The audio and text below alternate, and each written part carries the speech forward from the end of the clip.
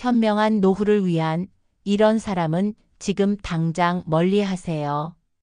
여러분, 오늘은 제 인생 80년을 살아오면서 깨달은 아주 중요한 이야기를 나누려고 합니다.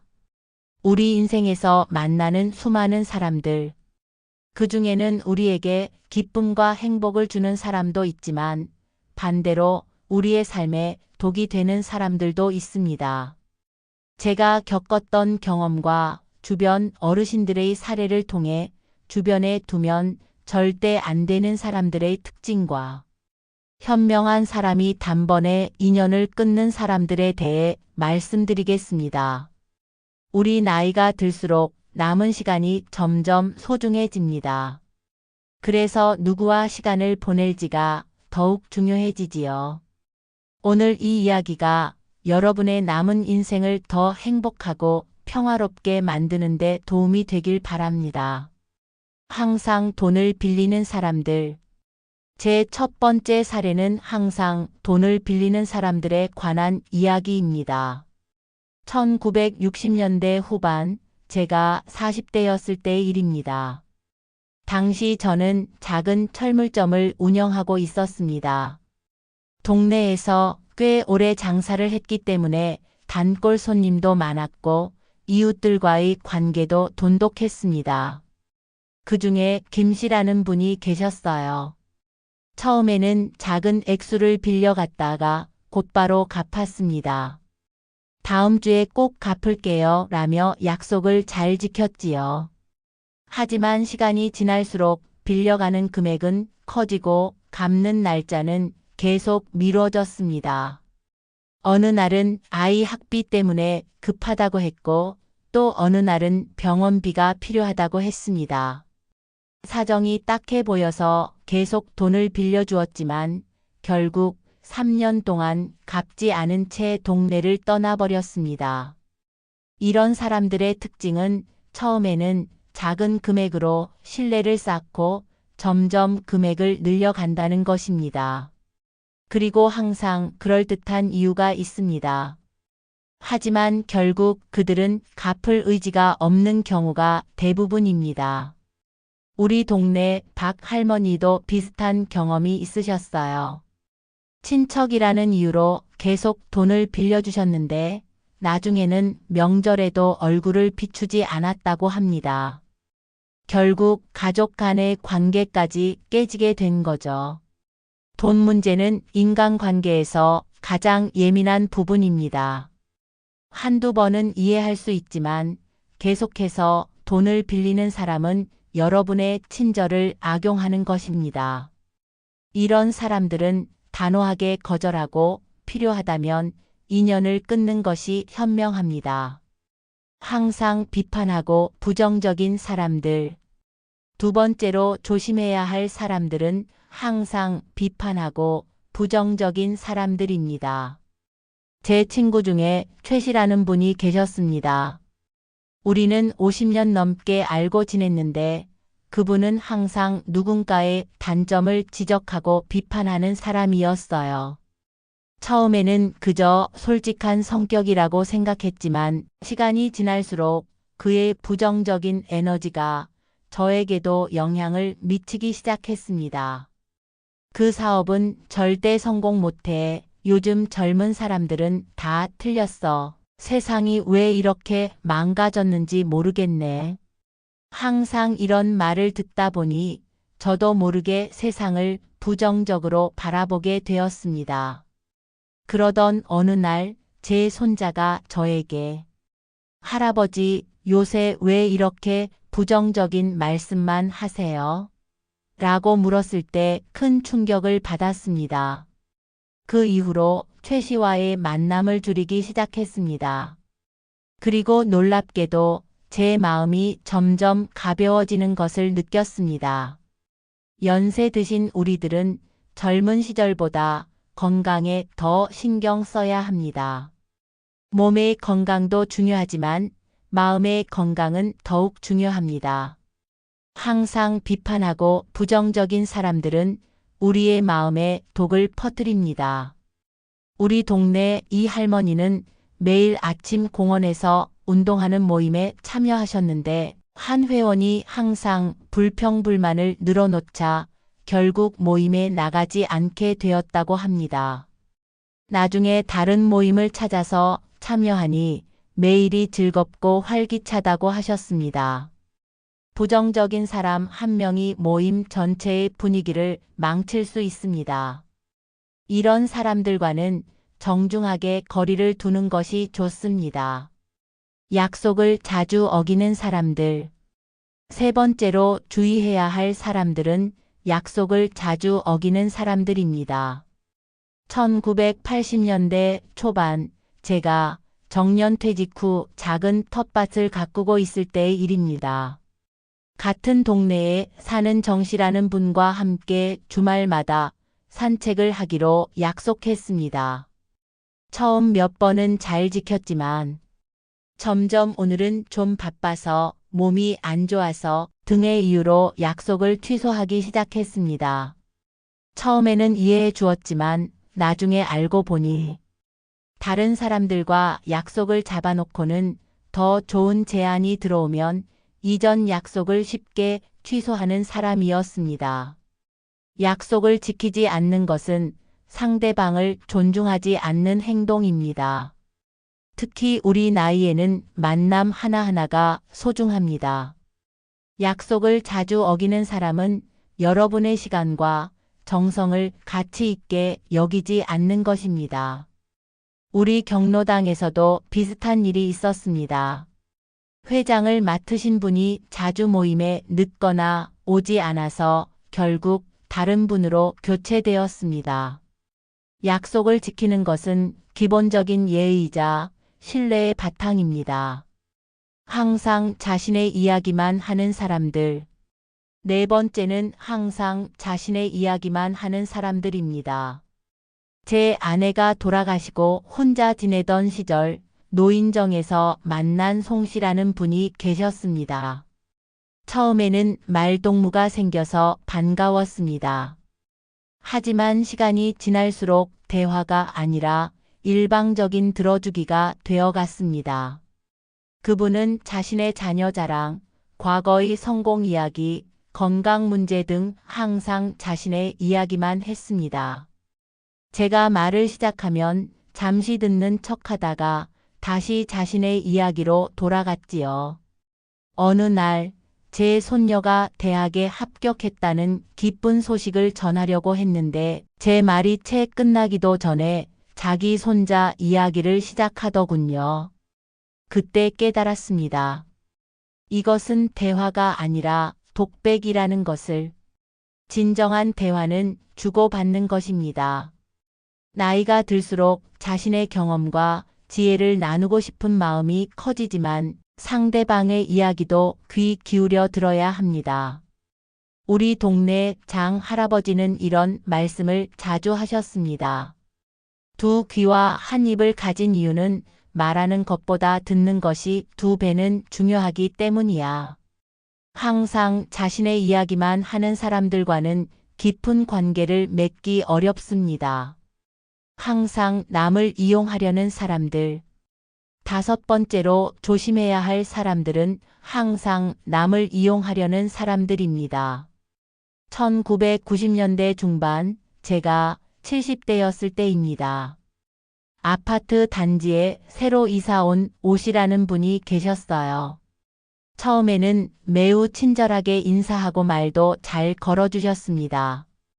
점차 친해지면서 컴퓨터 좀 알려달라, 관공서에 서류 좀 대신 제출해달라 등의 부탁을 하기 시작했습니다.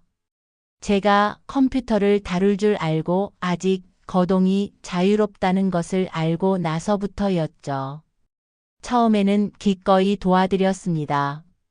하지만 점점 부탁의 빈도가 잦아지고 내용도 더 부담스러워졌습니다.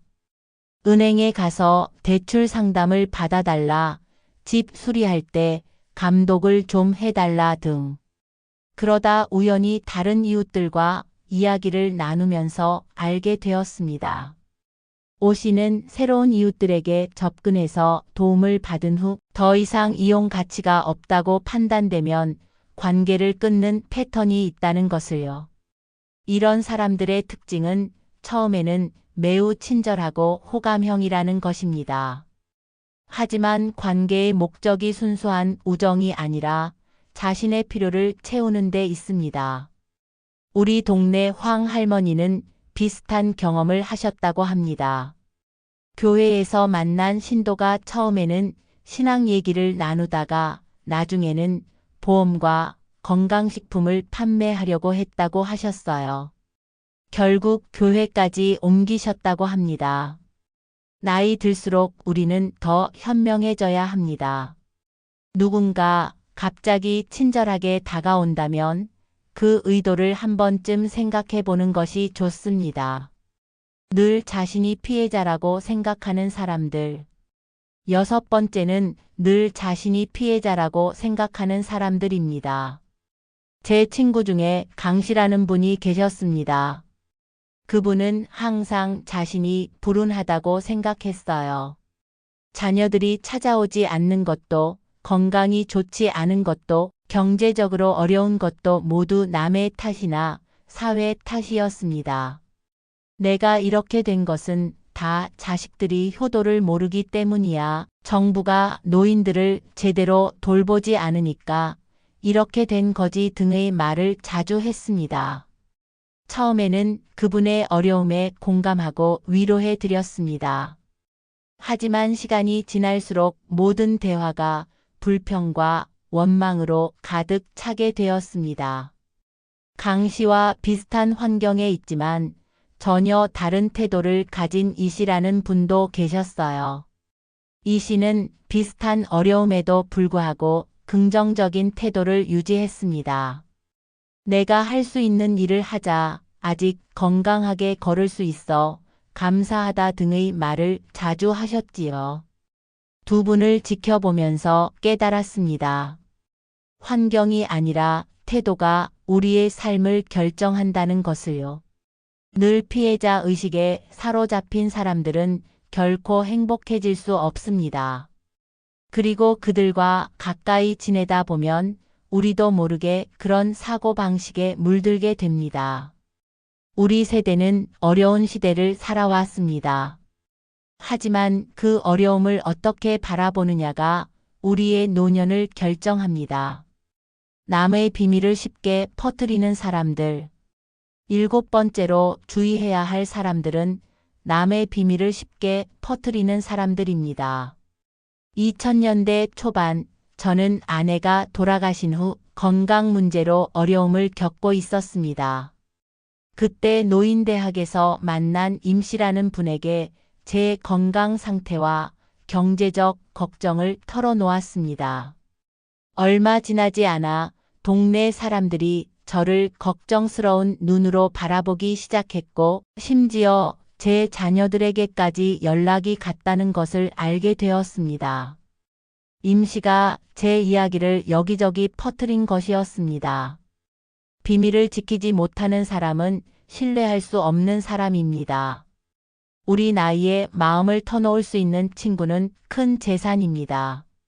하지만 그 친구가 비밀을 지키지 못한다면 그것은 재산이 아니라 부채가 됩니다. 우리 동네 노인회관에서도 비슷한 일이 있었습니다. 한 회원의 가정사가 소문이 나서 결국 그분이 모임에 나오지 않게 되었습니다. 나중에 알고 보니 오랫동안 친했던 친구가 그 이야기를 퍼뜨렸다고 합니다. 누군가 다른 사람의 비밀을 여러분에게 쉽게 말한다면 여러분의 비밀도 다른 사람에게 쉽게 말할 수 있다는 점을 기억하세요. 항상 경쟁하려는 사람들. 8번째는 항상 경쟁하려는 사람들입니다. 제 친구 중에 윤 씨라는 분이 계셨습니다. 그분은 언제나 자신의 자녀, 손주, 재산, 과거의 성공 등을 자랑하고 비교하길 좋아했습니다. 내 아들은 대기업 부장이야. 우리 손자는 서울대 다니지. 나는 젊었을 때 사업을 크게 했었어. 등의 말을 자주 했습니다. 처음에는 그저 자랑스러운 마음에 하는 말이라고 생각했습니다. 하지만 시간이 지날수록 단순한 자랑이 아니라 다른 사람과의 경쟁이라는 것을 깨달았습니다. 어느 날 제가 손녀의 대학 합격 소식을 전했더니 어느 대학이야? 우리 손자는 의대에 다니는데? 라고 말했습니다. 그때 마음이 무척 불편했습니다. 노년의 삶에서 경쟁은 의미가 없습니다. 우리는 이미 각자의 인생을 살아왔고 이제는 서로의 지혜와 경험을 나누며 위로받는 시간이 필요합니다. 우리 동네 윤 할머니도 비슷한 경험을 하셨다고 합니다. 취미 모임에서 만난 회원이 항상 자신의 작품이 더 낫다고 비교해서 결국 모임을 떠나셨다고 합니다. 항상 경쟁하려는 사람들과는 편안한 관계를 맺기 어렵습니다. 그들과 함께 있으면 항상 긴장하고 방어적이 될 수밖에 없기 때문입니다. 남을 조종하려는 사람들. 9번째로 조심해야 할 사람들은 남을 조종하려는 사람들입니다. 2010년경 저는 요양원에서 지내던 시절이 있었습니다. 그곳에서 만난 한씨라는 분이 계셨어요. 처음에는 매우 친절하고 카리스마 있는 분으로 보였습니다. 하지만 시간이 지날수록 그분이 다른 노인들을 교묘하게 조종한다는 것을 알게 되었습니다. 김 할머니는 배은망덕해. 우리 도와주지 말자. 이 할아버지 말은 믿지 마. 저번에도 거짓말했어 등의 말로 사람들 사이를 이간질했습니다. 자신의 뜻대로 따르지 않으면 은근히 따돌리거나 무시하는 태도를 보였고 심지어 간호사들에게도 특정 노인에 대한 안 좋은 소문을 퍼뜨리기도 했습니다. 이런 사람들은 자신의 힘과 영향력을 과시하기 위해 다른 사람을 조종합니다. 특히 노인들처럼 외롭고 의지할 곳이 필요한 사람들을 쉽게 표적으로 삼습니다. 우리 동네 요양원에서도 비슷한 일이 있었다고 합니다. 한 어르신이 다른 노인들에게 자신이 원하는 대로 행동하지 않으면 가족에게 나쁜 이야기를 전하겠다고 협박했다고 합니다. 이런 사람들의 특징은 표면적으로는 친절하고 다정하지만 자신의 뜻대로 되지 않으면 금세 태도가 변한다는 것입니다. 그들은 우리의 약점이나 외로움을 이용해 조종하려 합니다. 나이가 들수록 우리는 더 현명해져야 합니다. 누군가 여러분의 생각과 행동을 지나치게 통제하려 한다면 그것은 건강한 관계가 아닙니다. 감사할 줄 모르는 사람들. 마지막으로 감사할 줄 모르는 사람들입니다. 몇 년 전 제 이웃에 살던 권 씨라는 분이 계셨습니다. 그분은 거동이 불편해서 제가 자주 도와드렸습니다. 장보기, 병원 동행, 가끔은 집안일도 도와드렸지요. 하지만 시간이 지날수록 그분은 제 도움을 당연하게 여기기 시작했습니다. 오늘은 왜 이렇게 늦게 왔어? 이건 왜 이렇게 샀어? 다음에는 이것도 해줘 등의 말을 자주 했습니다. 어느 날 제가 감기로 몸이 좋지 않아 하루 가지 못했더니 화를 내며 전화를 하셨습니다. 그때 깨달았습니다. 이것은 도움이 아니라 의무가 되어 버렸다는 것을. 감사할 줄 모르는 사람들은 항상 더 많은 것을 요구합니다. 그들에게는 아무리 해도 충분하지 않습니다. 우리 동네 백 할아버지도 비슷한 경험을 하셨다고 합니다. 손녀를 위해 매일 등하교를 도와주셨는데 자녀들이 그것을 당연하게 여기고 점점 더 많은 일을 맡기더라고 하셨습니다. 도움은 감사함에서 비롯됩니다. 감사할 줄 모르는 사람들과의 관계는 결국 소진되고 맙니다. 지금까지 주변에 두면 절대 안 되는 사람들의 특징에 대해 말씀드렸습니다. 이런 사람들을 어떻게 대해야 할까요? 첫째, 경계선을 분명히 하세요. 죄송합니다만 제가 도와드릴 수 없습니다. 라고 정중하게 말하는 것을 배우세요. 거절하는 것이 때로는 필요합니다. 둘째, 점진적으로 거리를 두세요.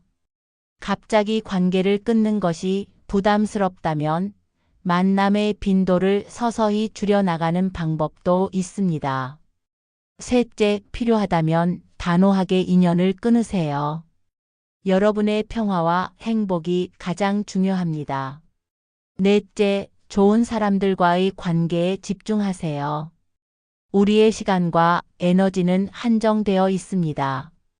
긍정적이고 서로 존중하는 관계에 더 많은 시간을 투자하세요.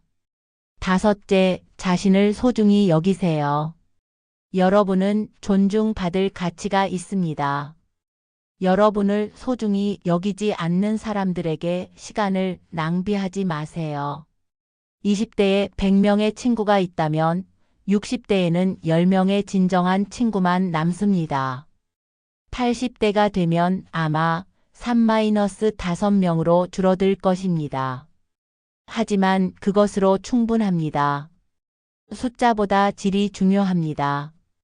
우리 인생의 마지막 장을 평화롭고 행복하게 채울 수 있도록 주변 사람들을 현명하게 선택하시기 바랍니다. 오늘 이 이야기가 여러분께 조금이나마 도움이 되었기를 바랍니다. 감사합니다.